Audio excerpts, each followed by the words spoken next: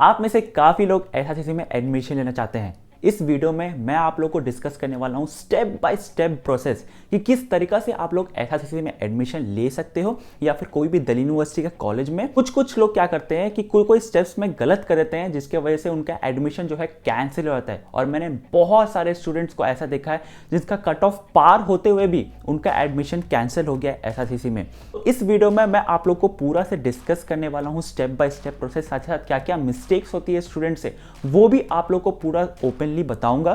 तो प्लीज इस वीडियो को बिल्कुल ध्यान से देखो, स्किप मत करो, क्योंकि बहुत भारी पड़ सकता है अगर आपने ये स्किप कर दिया और एडमिशन में कोई दिक्कत आ गया तो। So hi guys, I am Ujjwal Sharma, graduated from Shri Ram college of commerce, Delhi university, and currently I am working in Deloitte. यहाँ पे मैं आप लोग को पूरा स्टेप बाय स्टेप बताऊंगा, साथ ही साथ पूरा क्लास 12 के बारे में एक्सप्लेन करूंगा कि कौन कौन से सब्जेक्ट्स को आप लोग को देना है, B1 B2 सब्जेक्ट्स क्या है, मैथ कंपलसरी है कि नहीं, जनरल टेस्ट कंपलसरी है कि नहीं, साथ साथ बहुत सारे डाउट्स जो आपके मन में हैं इस वीडियो में आप लोग को पूरा एक्सप्लेन कर दूंगा। तो वीडियो बिल्कुल एंड तक देखिएगा। आपसे बस मैं एक चीज चाहता हूं, दैट इज वीडियो को लाइक कर दीजिएगा, चैनल को सब्सक्राइब कर दीजिएगा। अब स्टार्ट करते हैं डायरेक्ट वीडियो को। बिल्कुल आपको ले चलता हूं स्क्रीन पे। तो जैसे कि आप अपनी स्क्रीन पे देख सकते हैं टारगेट एसआरसीसी एडमिशन। मुझे पता है यार, आप लोगों को सपना है कि एसआरसीसी में एडमिशन लेना है। इस वीडियो को बिल्कुल एंड तक देखिएगा क्योंकि बहुत लोग मिस्टेक्स करते हैं जिसकी वजह से उनका एडमिशन जो है वो कैंसिल होता है। ये मैंने अपना मोबाइल से क्लिक किया था एसआरसीसी का। भाई बहुत अच्छा लगता है जब आप लोग एसआरसीसी में आओगे ना, और ये आपको गूगल में मिल जाएगा। ये पीडीएफ कहाँ पे मिलेगा? आपको टेलीग्राम पे मिल जाएगा, लेकिन पूरा ध्यान से सुनो क्योंकि बहुत सारे इंस्ट्रक्शंस जो है मैं देने वाला हूँ। ये मेरा ग्रेजुएशन का फोटो है, यहाँ पे मैंने डेट डाल दिया 25/4/2022। भाई एसआरसीसी के सामने जो आप लोग फोटो खिंचाओगे ना, जब भाई पोस्ट करोगे ना तो आपको बहुत अलग ही लगेगा। तो आई होप कि सबको जो ये वीडियो देख रहे हैं एसआरसीसी में एडमिशन ले ले, नेक्स्ट लेवल फीलिंग आती है। तो प्लीज़ इस वीडियो को बिल्कुल एंड तक देखना, कोई भी मिस्टेक्स मत करना एसआरसीसी के एडमिशन प्रोसेस में। स्टार्ट करते हैं। फर्स्ट ऑफ ऑल देखो, एसआरसीसी जो है दिल्ली यूनिवर्सिटी से एफिलिएटेड है, तो एसआरसीसी दिल्ली यूनिवर्सिटी का जितना भी जो भी रूल्स एंड रेगुलेशन है एसआरसीसी को मानना पड़ेगा। दिल्ली यूनिवर्सिटी का एक नोटिफिकेशन आया हुआ था जो कि आप लोग को बोला है कि आपका जो CUET से ही आपका एडमिशन होगा। मतलब दिल्ली यूनिवर्सिटी में जितना भी कॉलेजेस है उसमें CUET से ही आपका एडमिशन होने वाला है। दूसरा चीज़ ये कि एसआरसीसी में फिर कैसे होगा आपका CUET एग्जाम देके। उससे पहले कैसे होता था, ये CUET तो अभी लागू हुआ है, उससे पहले कैसे होता था आपका क्लास 12 का बोर्ड एग्जाम का मार्क्स पे बेसिस पे, लेकिन अब आपका CUET का बेसिस पे होगा एडमिशन। यहाँ पे आप लोगों को मैंने सीट्स बता दिया है, लेकिन आपको तो सिर्फ एक सीट चाहिए यार। आपको सर दिल्ली BCom ऑनर्स करना है या फिर BA इकोनॉमिक ऑनर्स करना है, आपको तो सिर्फ एक सीट चाहिए। आपको एक सीट के लिए पूरा से लड़ाई करना है, पूरा दम झोंक देना है, क्योंकि एसआरसीसी का बहुत टफ कंपटीशन होता है। मैं आपको आज का डेट बता दे रहा हूँ, बहुत टफ कंपटीशन होता है एसआरसीसी में। तो मेक श्योर करना आप लोग आज से प्रिपेयर करना चालू कर दो एसआरसीसी के लिए, अगर आप लोग को चाहिए तो यहाँ पे CUET का मैंने डाल दिया है CUET 2023, लेकिन CUET 2024 अभी आ चुका है। CUET 2024 अभी ऑफिशियल वेबसाइट पे लॉन्च नहीं हुआ है। Official website of the CUET.summer.ac.in है और उसमें ऑफिशियल अपडेट नहीं हुआ है, लेकिन CUET 2023 जो है वो मैंने डाल दिया था पूरा। दूसरा चीज़ क्या है कि मिनिमम एलिजिबिलिटी क्राइटेरिया क्या है। अगर आपने क्लास 12 बोर्ड एग्जाम पास कर लिया है, क्लास 12 बोर्ड एग्जाम कौन से बोर्ड से, CBSE, ICSE या फिर कोई भी स्टेट बोर्ड या फिर कोई भी रिकॉग्नाइज से पास कर लिया है, दैट इज इनफ। आप लोग दिल्ली यूनिवर्सिटी के एडमिशन प्रोसेस के लिए एलिजिबल हो, एसआरसीसी के एडमिशन के लिए एलिजिबल हो। तो भैया मैथमेटिक्स और जनरल टेस्ट कंपलसरी है क्या? आप लोग को वीडियो में पूरा वीडियो देखो भाई, आप लोगों को पता चल जाएगा। अब देखो यहाँ पे मिनिमम आप लोगों को क्या क्या बताया, ऑफिशियल वेबसाइट कौन कौन से इंपॉर्टेंट है ये बताया हूँ। CUET.summer.ac.in ये इंपॉर्टेंट है आप लोग का दिल्ली यूनिवर्सिटी के एडमिशन के लिए। admission.uod.ac.in इसका दिल्ली यूनिवर्सिटी में आप लोग को कैसे करना है। फर्स्ट फेज क्या है कि CUET में रजिस्ट्रेशन करना है, CUET का एग्जाम देना है, CUET का रिजल्ट आएगा। दूसरा फेज क्या है, एडमिशन जो दिल्ली यूनिवर्सिटी का में रजिस्ट्रेशन करना है, वहाँ पे आप लोगों को कैसे रजिस्ट्रेशन करना है इसी वीडियो में आप लोग को पूरा एक्सप्लेन करूँगा। वीडियो को पूरा एंड में आपको पता चल जाएगा। ये जो भी आप लोग का एडमिशन चाहिए, जितना भी आपको एडमिशन का गाइडेंस चाहिए, आप लोग को CUET एग्जाम देना ही पड़ेगा। कॉमन यूनिवर्सिटी एंट्रेंस टेस्ट जो कि नेशनल टेस्ट के अंदर आता है, NTA के अंदर आता है, उसको आपको देना पड़ेगा एसआरसीसी में एडमिशन के लिए। द इम्पॉर्टेंट पॉइंट्स क्या है, इंपॉर्टेंट पॉइंट्स जान लो। सबसे पहले आपको CUET देना पड़ेगा अगेन फॉर दिल्ली यूनिवर्सिटी। आप लोग मिनिमम एलिजिबिलिटी क्राइटेरिया जो, अब देखो मोस्ट इंपॉर्टेंट पॉइंट जो मिस करते हैं, अगर आप लोग आर्ट स्टूडेंट है या फिर साइंस स्टूडेंट है, आप लोग को एसआरसीसी में एडमिशन चाहिए, तो आप लोग क्या करेंगे भाई, आर्ट्स वाले स्टूडेंट क्या करते हैं, पिछले बार बहुत लोगों का हुआ था, आर्ट्स स्टूडेंट का क्या, कॉमर्स का स्टूडेंट का कॉमर्स सब्जेक्ट का दे दिया। Not take, let's take an example, class 12 में आप लोग का इकोनॉमिक्स नहीं था, मान लो क्लास 12 में इकोनॉमिक्स नहीं था आपका, और CUET में आपने इकोनॉमिक्स एग्जाम दे दिया, तो क्या एसआरसीसी इकोनॉमिक्स को देखेगा? The answer is no. फिर से सुनो, आपका क्लास 12 का बोर्ड एग्जाम का रिजल्ट है, उसमें इकोनॉमिक्स सब्जेक्ट नहीं लिखा है, लेकिन आपने सीयूईटी में दे दिया। सीयूईटी में दे तो दिया है, लेकिन आप लोग दे तो पाओगे एग्जाम, लेकिन एसआरसीसी कंसिडर नहीं करेगा, क्योंकि आप लोग वही सब्जेक्ट को दे सकते हो, वही सब्जेक्ट कंसिडर करेगा जो आपका क्लास 12 का बोर्ड एग्जाम का रिजल्ट में शो कर रहा होगा।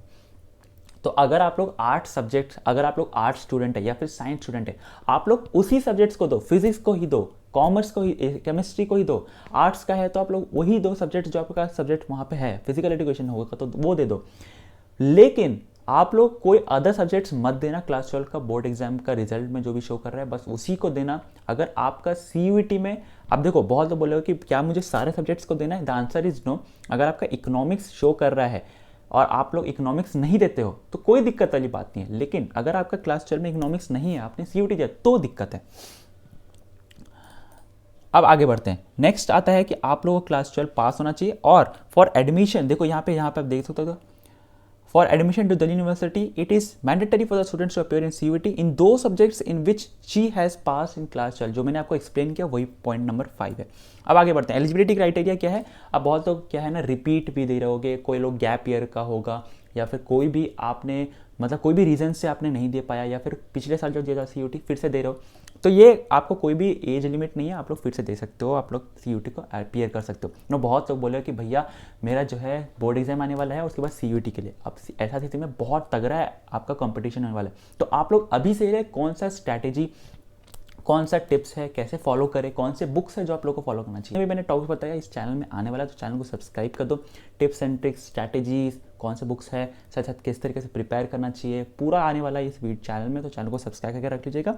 लेकिन आप लोग को बुक कौन सा प्रीफर करना चाहिए? देखो मैंने लास्ट ईयर भी प्रीफर किया था, जो इस साल के टॉपर्स है ना, CUET के 2023 के टॉपर्स है, उन्होंने भी ओसवाल बुक्स परचेज किया है, जैसे कि मेरे हाथ में आप शो कर देख सकते हैं। मैंने लास्ट ईयर भी किया था, लास्ट ईयर भी किया था। बेस्ट चीज़ क्या है, इस बुक का जो लास्ट 2 अटेम्प्ट्स आया हुआ है इसमें इंटीग्रेटेड है, तो आप लोग पूरा इस बुक को, जो भी लास्ट अटेम्प्ट है, आप लोग पूरा समझ सकते हैं CUET में किस तरीके से, किस लेवल से आता है। दूसरा चीज़ क्या, इसमें 800+ क्वेश्चन है, मतलब आपको बहुत डिफरेंट वैराइटीज ऑफ क्वेश्चन दिखेगा, इजी से लेके हार्ड तक इस बुक में, जो कि आप लोग को प्रैक्टिस करने में हेल्प करेगा, आप लोग को पूरा इन डेप्थ एनालिसिस बताएगा, शॉर्टकट्स बताएगा। दूसरा चीज़ ये कि आप लोग अगर कोई भी चैप्टर कर रहे हैं ना, तो चैप्टर का एक समरी वाइज में आप लोग को पूरा प्रोवाइड किया गया है। CUET जो है वो CBT मोड में होने वाला है। अब CBT मोड मतलब कंप्यूटराइज बेस्ड टेस्ट, तो इस बुक में आपको ये फीचर मिलता है कि आपको लास्ट पेज में दिखेगा, ये आपके लिए 100% डिस्काउंट फ्री कर देता है ऑनलाइन टेस्ट के लिए। तो अगर आप ये बुक परचेज करते हैं तो आप लोग को ऑनलाइन टेस्ट जो है वो आपको फ्री में मिल जाता है, तो मतलब बहुत बेनिफिशियल है ये बुक। इसका लिंक मैंने डिस्क्रिप्शन बॉक्स में दे दिया है। इस बुक को ज़रूर से परचेज करो, क्योंकि इसमें इजी से लेके हार्ड तक से 800+ क्वेश्चंस है, टिप्स एंड ट्रिक्स है, लास्ट मोमेंट के लिए आपको कैसे प्रिपेयर करना चाहिए, सारा चीज़ इसमें दिया गया है। प्रीवियस क्वेश्चन पेपर तो ऑफ कोर्स मिलेगा ही, और 100% अपडेटेड बुक है, तो आप लोगों को ज़रूर से ट्राई कर चेक करना है। रिविजनल नोट भी मिलेगा, लिंक मैंने डिस्क्रिप्शन बॉक्स में डाल दिया, जरूर जाके चेकआउट करिए। ना यहाँ पे आप लोगों को क्या क्या डॉक्यूमेंट्स लगेगा, एक फोटोग्राफ, एक सिग्नेचर आपका स्कैंड, दूसरा आपका क्लास 10 का, क्लास 12 का सर्टिफिकेट, अगर आपको कैटेगरी है SC ST OBC तो आप लोग को उसका सर्टिफिकेट लगेगा। यहाँ पे आप लोगों को याद रखना है कि CUET जो है बहुत ध्यान से पढ़ना है, बहुत ध्यान से आप लोग का एप्लीकेशन फॉर्म भरना है, क्योंकि अगर कोई भी गलती होता है ना, मैक्सिमम क्या गलती होता है, एक आप लोग का स्पेलिंग मिस्टेक, अगर आपका स्पेलिंग मिस्टेक होता है तो आप लोगों का दिक्कत हो जाएगा, क्योंकि बहुत लोगों का पिछले बार एडमिशन कैंसिल हो गया। क्या क्या स्पेलिंग ज़्यादातर देखते हैं, आपका नाम, आपके पिताजी का नाम, आपकी मम्मी का नाम, ये तीनों का नेम जो है स्पेलिंग बहुत ज़्यादा ध्यान से भरना एप्लीकेशन फॉर्म ना। One of the most important thing is क्या, आपका क्लास 12 में, क्लास 10 में, आधार में आपका तीनों नाम करेक्ट होना चाहिए। नो, मतलब मोटा मोटी बोलूँ समराइज वे में कि आपका नाम, आपके पिताजी का नाम, आपके मम्मी का नाम, ये तीनों का स्पेलिंग सही होना चाहिए, करेक्ट होना चाहिए। साथ ही साथ क्लास 10, 12 और आपका OBC सर्टिफिकेट अगर है, कैटेगरी सर्टिफिकेट, और एप्लीकेशन में तीनों का सब में मैच होना चाहिए, सिमिलर होना चाहिए। अगर कुछ भी है तो अभी से रेक्टिफाई करवा दो, कोई भी स्पेलिंग मिस्टेक हो तो प्लीज़ ये सब करना, कि एडवाइस है कि आप लोग बहुत ध्यान से पढ़ो। और अगर एक चीज़ इंपॉर्टेंट, एक चीज़ बता दूं, पिछले बार क्या था ना कि एक स्टूडेंट ने CUET 2 बार भर दिया था, 2 बार एप्लीकेशन भर दिया था, दोनों का रिजेक्ट हो गया, उसका एडमिशन ही कैंसिल हो गया, एक साल पूरा वेस्ट हो गया। तो आप लोग एक ही बार भर सकते हैं CUET का एप्लीकेशन फॉर्म। अब यहाँ पे लिस्ट A1 दिया है, यहाँ पे A1, साथ साथ B1 के बारे में बताया है, B2 के बारे में बताया। अब आपको एलिजिबिलिटी बताता हूँ। SSC में सिर्फ 2 अंडर ग्रेजुएट कोर्स है, that is BCom honours and BA economic honours. अब आप लोग को पता चलेगा कि किस लिए मैथ्स इंपॉर्टेंट है कि नहीं, मैंडेटरी है कि नहीं, या फिर जनरल टेस्ट मैंडेटरी है कि नहीं। यहाँ पे आप लोग, अगर आप लोग ध्यान से देखोगे तो यहाँ पे दो कॉम्बिनेशन दिया है, तो अगर आप में से दोनों में से कोई भी कॉम्बिनेशन फुलफिल करते हो तो दोनों में से अगर आप लोग कॉम्बिनेशन फुलफिल कर जाए तो आपका एडमिशन हो जाएगा। यहाँ पे any one language from list है, तो लिस्ट ए में A1 में आप लोग को कोई एक सब्जेक्ट का जो है एग्जाम देना है। एक सब्जेक्ट कोई भी हो सकता है, इंग्लिश हिंदी मैक्सिमम स्टूडेंट यही होगा, लेकिन स्टेट बोर्ड से भी हो तो वो भी आप दे सकते हैं, बंगाली चाइनीज जर्मन कोई भी एक लैंग्वेज देते हो एलिजिबल हो जाएगी। दूसरा क्या है कि यहाँ पे आप लोगों को मैथमेटिक्स देना है, वो सिर्फ कॉम्बिनेशन 1 के लिए। अगर आप कॉम्बिनेशन 2 देखोगे तो अकाउंटेंसी है, मतलब कि मैथ्स मैंडेटरी नहीं है। अगर आप लोग मैथ्स देते हो तो आप लोग कॉम्बिनेशन 1 में चल जाओगे, अगर आप लोग अकाउंट्स देते हो तो आप लोग कॉम्बिनेशन 2 में चल जाओगे। तो आपका चॉइस है कि आप कौन सा कॉम्बिनेशन चूज कर सकते हो। Either of the combination is आप लोग का एडमिशन पहुंचा देगा। तो मैथ्स इज नॉट मैंडेटरी, आप लोग कॉम्बिनेशन 2 अकाउंटेंसी को भी दे के कर सकते हो। अब बहुत लोग बोले हो कि भैया मैं जो मैथ्स और अकाउंटेंसी दोनों दे दिया तो क्या होगा, तो दोनों में आपको कोई दिक्कत नहीं, आपको दोनों ही सब्जेक्ट्स चूज कर लिया। ऐसे हालांकि बेस्ट ऑफ 4 लेते हैं, लेकिन अगर आप लोग ने चारों सब्जेक्ट का दे दिया और चारों में अच्छा सब्जेक्ट आ गया, चारों में अच्छा मार्क्स आ गया, तो आपको दोनों सब्जेक्ट कंसिडर कर लिया जाएगा, कोई दिक्कत वाली बात नहीं है। यहाँ पे बहुत लोग गलती करते हैं, ध्यान सुनना, any 2 subjects out of which at least 1 should be from list B1। कोई भी सब्जेक्ट ले लो, लिस्ट B1 से एक सब्जेक्ट होना चाहिए। तो लिस्ट B1 से आप लोग कोई भी एक सब्जेक्ट ले सकते हैं, या फिर दोनों सब्जेक्ट लिस्ट B1 से हो सकता है, या फिर एक सब्जेक्ट लिस्ट B1 से हो सकता है, या फिर लिस्ट B2 से सकता है, लेकिन दोनों सब्जेक्ट लिस्ट B2 से नहीं हो सकता। तो अगर आप लोग आर्ट्स का है या फिर कोई साइंस का है तो साइंस का ही देना, केमिस्ट्री देना, हिस्ट्री देना, कुछ भी सब्जेक्ट है तो आप लोग लिस्ट B1 से कोई भी सब्जेक्ट दे सकते हो। ध्यान से सुनो, लिस्ट B1 से एक सब्जेक्ट आपको देना मैंडेटरी है, और एक सब्जेक्ट आप B2 से ले सकते हैं, या फिर दोनों सब्जेक्ट आप लोग लिस्ट B1 से ले सकते हो। ऐसा मत करना कि दोनों सब्जेक्ट लिस्ट B2 से आ रहा हो। दूसरा क्या है कि accountancy and the same subject, तो आप लोग अकाउंटेंसी और कोई एक सब्जेक्ट लिस्ट B1 से और एक सब्जेक्ट B2 से, या फिर दोनों सब्जेक्ट B1 से ले सकते हो। BA इकोनॉमिक्स में क्या है, BA इकोनॉमिक्स में आप लोगों का मैंडेटरी है मैथ्स देना है। एक ही कॉम्बिनेशन है जहां पे आप लोग को B1 दे सकते हैं, कोई एक लैंग्वेज, मैथमेटिक्स कंपलसरी, दूसरा कोई 2 सब्जेक्ट आप लोग ले सकते हैं जिसमें से एक सब्जेक्ट B1 से होना चाहिए। तो आप लोग समझ सकते हो। अब बहुत इंपॉर्टेंट है, मैथ्स कंपलसरी नहीं है फॉर BCom ऑनर्स, लेकिन मैथ्स कंपलसरी है फॉर BA इकोनॉमिक ऑनर्स। दूसरा चीज, general test is not mandatory at all for SRCC admission. अब यहाँ पे एक चीज़ याद रखना कि यहाँ पे आप लोग कोई भी क्राइटेरिया जो मैक्सिमम स्टूडेंट फेल करते हैं, जो एडमिशन इनका कैंसिल होता है, वो है स्पेलिंग मिस्टेक, या फिर जो मेन सब्जेक्ट है जैसे कि मैथमेटिक्स हो गया या फिर अकाउंटेंसी हो गया। अब मुझे BCom ऑनर्स करना है, मैंने दोनों ही सब्जेक्ट नहीं दिया, तो आपका एडमिशन कैंसिल हो जाएगा। यहाँ से आप लोगों को दिल्ली यूनिवर्सिटी में एडमिशन करना है। दिल्ली यूनिवर्सिटी का एडमिशन का प्रोसेस मतलब SRCC का एडमिशन प्रोसेस। सबसे पहले आपको दिल्ली यूनिवर्सिटी में रजिस्ट्रेशन करना है admission.uod.ac.in में।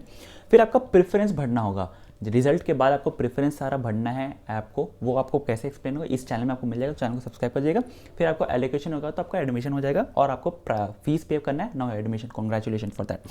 यहाँ पे मैंने फीस डाल दिया कि किस तरीके से लगता है। अब मैक्सिमम स्टूडेंट क्या है इसी केस में फॉलो करते हैं कि क्या क्या रिजेक्शन किस लिए होता है। फर्स्ट, आपका मिनिमम एलिजिबिलिटी क्राइटेरिया फुलफिल नहीं हो रहा है, या फिर मतलब क्लास 12 पास नहीं किया, या फिर जो सब्जेक्ट मैंडेटरी है उसमें आप लोग एलिजिबल नहीं है। आप अकाउंट्स या फिर मैथ्स नहीं दिए तो आपको BCom ऑनर्स नहीं होगा। आपने मैथ्स ही नहीं दिया तो BA इकोनॉमिक ऑनर्स नहीं होगा। तो इस तरीके से प्रोग्राम स्पेसिफिक एलिजिबिलिटी हो जाता है। यहाँ पे सब्जेक्ट वाइज मैपिंग होता है, बहुत ध्यान से सुनना है। This is the main point जो आपको बताना चाहता हूँ। क्लास 12 जब मैपिंग होता है ना, तो क्लास 12 का सब्जेक्ट और CVT का दोनों का लिंकिंग होता है। आप लोगों को लिंकिंग करना है। मैं उसीलिए बोल रहा हूँ कि CVT में अगर आप लोग ऐसा सब्जेक्ट दे दिए जो आपका क्लास 12 में नहीं है तो आपको कंसिडर नहीं किया जाएगा। तो आप लोग प्लीज़ मेक श्योर करना कि आपका जो क्लास 12 में है सब्जेक्ट शो कर रहा है उसी का एग्जाम दे आप लोग CVT में, अगर आपको SRCC में एडमिशन चाहिए तो। सब्जेक्ट मैपिंग यही होता है कि क्लास 12 का सब्जेक्ट और आपका CVT का सब्जेक्ट में दोनों में लिंकिंग होता है। फिर डॉक्यूमेंट, अगर कोई डॉक्यूमेंट आप फोर्ज करते हैं, बहुत तो कैटेगरी का जो डॉक्यूमेंट होता है OBC SC ST, इसमें मैक्सिमम स्टूडेंट क्या होता है, आप लोग का जो होता है डॉक्यूमेंट वेरीफाई होता है तो उसमें फेल हो जाता है, तो आप लोग का अगेन कैंसिल होता है। अब अगर OBC से है, अगर आपका OBC का डॉक्यूमेंट फेल हो गया तो आप लोग जनरल से आप लोग एडमिशन करवा सकते हैं। ये आप लोग अंडरटेकिंग ले सकते हैं। और कोई भी क्वेरी रेज आया, मान लो कुछ भी क्वेरीज आपको आया है, क्वेरीज कैसे आता है, दिल्ली यूनिवर्सिटी या फिर SRCC आपको क्वेरी भेजेगा आपका ईमेल में। अगर आपने रिस्पॉन्ड नहीं किया कोई भी with in the time period तो आपका एडमिशन कैंसिल हो जाता है। आपको ईमेल में सारा चीज़ पता चलेगा। और मैं तो हूँ यार।